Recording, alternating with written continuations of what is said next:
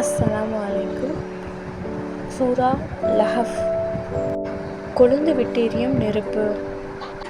அளவற்ற அருளாலும் நிகழற்ற அன்புடையமாகிய அல்லாஹ்வின் திருப்பெயரைக் கொண்டு ஆரம்பம் செய்கின்றேன்.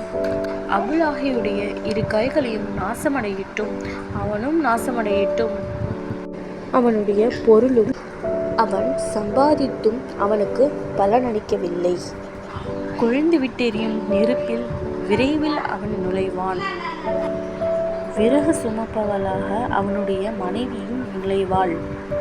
அவளுடைய கழுத்தில் ஈச்ச நாரினாலான கயிறுதான், அதனால் அவள் அழிவாள். உம்முடைய நெருங்கிய உறவினர்களுக்கு அச்சமூட்டி எச்சரிக்கை செய்வீராக என்று அல்லாஹ் பெருமானாருக்கு உத்தரவு பிறப்பித்தான்.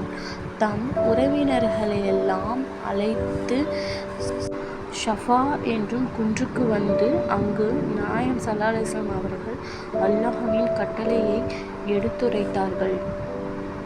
பெருமானாருடைய பெரிய தந்தையார் அபு லஹப் ஆத்திரம் கொண்டு, இதற்குத்தானா எங்களை எல்லாம் அழைத்து வந்தீர் என்று குரலிட்டு முறைகேடாக பேசி, உன் கை நாசமாக போகட்டும் என்று ஒரு கல்லை எடுத்து நாயகம் ஸல்லல்லாஹு அலைஹி வஸல்லம் அவர்கள் மீது வீசினார். இதற்கு பகரமாக அவருடைய கைகளை நாசமாக என்ற இறையானை பிரிந்தது. அவ்வாறு நடந்தது. அவருடைய மனைவி உம்மு ஜமீல் பெருமானார் நடக்கும் பாதைகளில் முள்ளை பரப்பி வைப்பாள். அவருடைய மரணமும் தீர்க்க தரிசனத்திற்கு ஒப்பாகவே நிகழ்ந்தது. அஸ்ஸலாமு அலைக்கும்.